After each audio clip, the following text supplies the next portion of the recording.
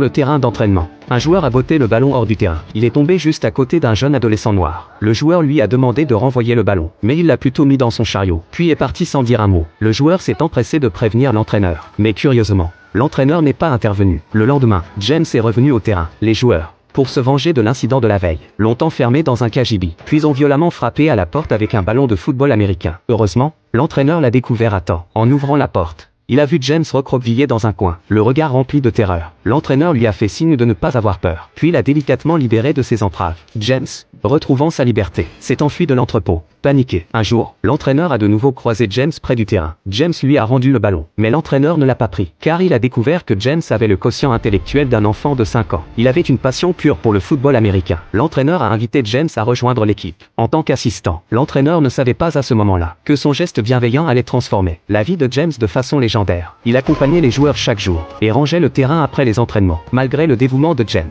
certains joueurs le méprisaient encore. Heureusement, James, dans sa simplicité, ne gardait pas rancune. Au contraire, il encourageait même ceux qui le maltraitaient. Il mémorisait soigneusement toutes les règles du football américain et s'efforçait d'imiter les mouvements d'entraînement du coach. Sa façon comique faisait rire tout le monde. Les joueurs ont vite été touchés par son attitude positive et enthousiaste. Mais le jour du match, on a dit à James qu'il ne pouvait pas venir, car l'équipe partait jouer à l'extérieur, et James n'était pas élève de l'école. Selon le règlement, il ne pouvait pas prendre le bus scolaire. L'entraîneur a dû le laisser à l'école. James, solitaire, s'est rendu sur le terrain. Il a allumé sa radio, écoutant la retransmission en direct. James s'est senti comme s'il y était. Il imaginait participer au match avec les joueurs. Malheureusement, l'équipe a finalement perdu. Mais James n'a pas abandonné. Il a noté toutes les dates des matchs et s'est entraîné encore plus sérieusement avec les joueurs. Cette mentalité combative a inspiré tous les joueurs. Bientôt, un autre match a commencé. Pour rattraper ce qu'il avait manqué, l'entraîneur a fait porter un maillot à James pour qu'il mène les joueurs à travers la bannière. Il n'avait jamais été aussi heureux, mais peut-être trop excité. James a crié la stratégie de l'équipe,